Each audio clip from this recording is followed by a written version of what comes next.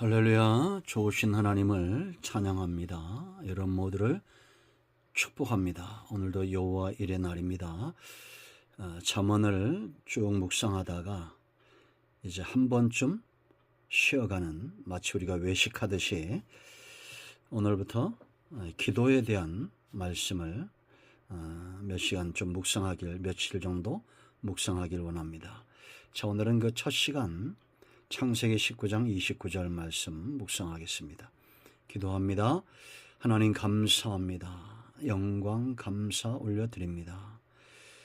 주의 보혈을 의지하오니 우리의 모든 죄를 사하시고 주의 이름을 의지하여 간구하는 모든 기도에 응답하여 주시기를 원합니다. 하나님을 사랑하는 백성들에게 하나님의 은혜와 위로가 넘치게 하시고 말씀을 읽으며 들을 때 하나님의 뜻으로 받는 귀한 시간 되게 하옵소서. 종을 낮추시고 겸손하게 하시고 오직 말씀에 도구만 되기를 원합니다. 예수님의 이름으로 사모하며 기도합니다. 아멘. 자, 창세기 19장 29절 봅니다. 하나님이 그 지역의 성을 멸하실 때, 곧 롯이 거주하는 성을 엎으실 때 하나님이 아브라함을 생각하사 롯을 그 엎으시는 중에서 내보내셨더라. 아멘. 오늘도 이 말씀은 우리에게 응답이 됩니다. 여러분, 성도의 삶 가운데서 가장 중요한 것을 꼽으라면 당연히 기도가 될 겁니다. 왜 기도가 중요합니까? 중요한 이유가 너무 많죠. 하나님과의 관계가 깊어지는 가장 중요한 통로가 되기도 합니다. 성소에 나가고 하나님을 가까이 할 때 어떤 은혜가 임하고 어떤 복이 임하는가는 여러분들이 체험적으로 알아야 됩니다. 또 하나 중요한 이유는 기도는 반드시 응답이 있다는 겁니다. 저는 우리 성도들에게 계산을 잘해야 된다 이렇게 말합니다. 우리가 마트에 나가서 10,000원짜리 하나만 사도 얼마나 계산을 철저하게 합니까? 그런데 하나님 앞에 나아가 기도하고 응답받는 것은 내가 마치 계산을 정확하게 하는 것과 같습니다. 어떤 기도든지 기도는 반드시 응답이 된다는 것을 오늘 본문이 분명히 말하고 있습니다. 자, 여러분 오늘 말씀 보세요. 하나님이 이 멸하시고자 하는 성이 어디입니까? 하나님이 그렇게 작정하셨다면 반드시 그 성읍은 멸해야 되고 누구도 살아남을 수 없다는 겁니다. 바로 요단들 소돔과 고모라 성이죠. 그런데 이 멸망받을 성읍에서 살아난 사람이 있습니다. 그 뒤에 행적을 보면 정말 죽을 수밖에 없는 그런 사람 아닙니까? 모압과 암몬의 조상이 되는. 그런데도 하나님이 이런 사람을 살려냈어요. 누구 때문에요? 아브라함을 생각했다라고 말합니다. 아브라함을 생각하사.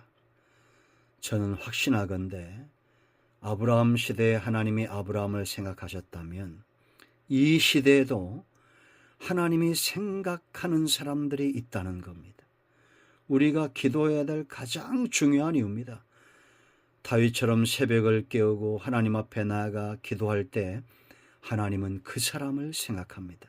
왜냐, 우리는 아브라함의 언약 속에 있는, 아브라함과 다윗과 예수 그리스도 세계 속에 있는 언약 백성 아닙니까? 기도하는 사람을 하나님은 생각하셔요. 지금 하나님이 누구를 생각하실까요? 멸망받을 성읍이 문제가 아니라 이 성읍을 위해서 도구하고 기도하는 사람들이 중요하다는 겁니다. 이 사람이 없으면 어떻게 되겠어요? 예레미야 5장 1절 말씀 보세요, 여러분. 하나님이 예레미야에게 뭐라고 말씀하십니까? 이 성읍을 빨리 왕래보라는 겁니다. 하나님 앞에서 공의를 구하고 진리를 구하는 한 사람만 있어도 이 성읍을 사해 주겠다고 하나님이 약속하셨습니다. 여러분, 하나님이 기억하시고 생각하는 사람이 되세요. 그 한 사람이 여러분의 가정의 축복입니다. 그 한 사람이 이 성읍의 축복이고 이 나라의 성읍이에요. 다른 나라 걱정하지 마세요. 내가 거하고 내가 발길 닿는 곳에 우리는 축복의 통로가 되기 위해서 기도의 사람이 돼야 됩니다. 여러분의 가정에 이런 사람 없으면 어떻게 되겠어요? 말하지 않아도 알겠죠. 그리고 이런 기도하는 사람을 여러분 지지하고 격려하고 사랑해 주세요. 비난하고 저주하고 싸우고 다투고 그건 사탄의 역사지 절대 성령의 역사가 아닙니다. 아브라함도 죄인이잖아요. 그런데도 하나님이 그를 지금 지지하고 있습니다. 생각하고 있습니다. 저는 우리 큰나무교회와 이 영상을 듣는 분들이 여러분의 가정과 여러분이 거하는 성읍에 하나님이 생각하는 사람이 되기를 원합니다. 자, 여러분, 우리가 또 중요한 구절 한번 찾아보겠습니다. 이사야 62장을 보세요. 우리가 정말 이런 구절은 암기해야 될 그런 구절입니다. 하나님이 아브라함을 생각하시는데 하나님이 또 생각하는 사람이 있어요. 62장으로 가겠습니다. 한번 읽어보겠습니다.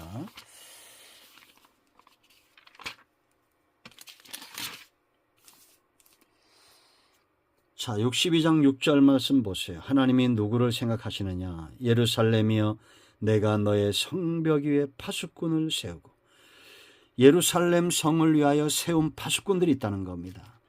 소돔과 고모라 성을 위하여 기도했던 아브라함은 지금 그 성읍의 파수꾼이죠. 아브라함 때문에 롯이 산 겁니다. 이 세우고, 다시 말하면 우리 지역 내가 거하는 곳에 하나님이 파수꾼을 세우신다는 겁니다. 그들로 하여금, 그들이 누굽니까? 파수꾼이죠. 하나님이 세운 파수꾼. 주야로 계속 잠잠하지 않게 하였느니라. 이들의 사명이에요. 파수꾼들의 사명. 이들의 사명은 뭡니까? 너희 여호와로 기억하게 하시는 자들아. 이들이 누굽니까? 하나님이 누굴 기억해요? 사명을 갖고 성벽에 서 있는 파수꾼들을 하나님이 기억하신다는 겁니다. 너희는 쉬지 말며 사명 감당하라는 겁니다. 잠잠하지 않겠다. 기도의 사명입니다. 하나님 앞에 나아가 기도하기를 쉬지 말라는 겁니다. 이들이 이렇게 쉬지 않고 기도할 때에 7절 보세요. 또 여호와께서 예루살렘을 세워 세상에서 찬송을 받게 하시기까지 그로 쉬지 못하시게 하라. 하나님도 쉬지 않는다는 겁니다. 파수꾼이 쉬지 않고 기도하면 하나님도 쉬지 않고 일하시는데 그 예루살렘 성, 이게 어디입니까? 파수꾼들이 서 있는 성이 세상에서 세워지고 그로 인하여 하나님이 찬송을 받게 하시기까지 하나님이 쉬지 않는다는 겁니다. 여러분, 정리하면 하나님은 영광을 빼앗기지 않습니다. 하나님은 찬송받기를 기뻐하시는 분입니다. 그러기 위해서는 우리의 성읍이 세워져야 돼요. 하나님이 기뻐하는 모습으로 세상의 축복의 통로로 세상 사람들의 찬송을 받는 예루살렘으로 세워져야 돼요. 그러기 위해서 파수꾼들이 기도하는 사명을 감당해야 된다라는 것입니다. 할렐루야. 얼마나 놀라운 말씀입니까? 지금도 하나님은 저와 여러분이 거하는 성에 파수꾼을 세우시기 원해요. 왜냐? 하나님이 그 성을 통해서 찬송받고 영광받기를 원하시기 때문입니다. 그러기 위해서는 하나님이 일하셔야 됩니다. 누가 일해야 됩니까? 파수꾼들이 기도하고 일해야 됩니다. 저와 여러분이 이렇게 쓰임받기를 원합니다.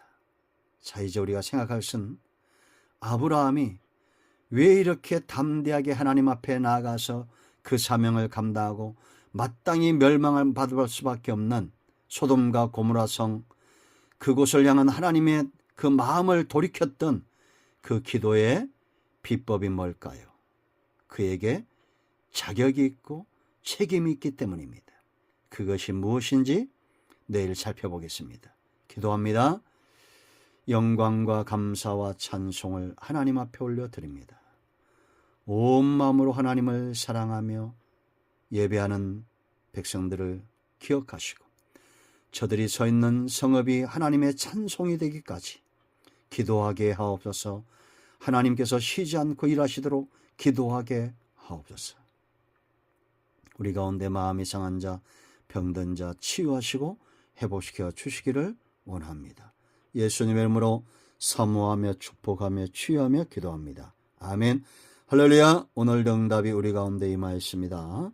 여러분 모두를 예수님의 이름으로 축복합니다. 아멘. 할렐루야.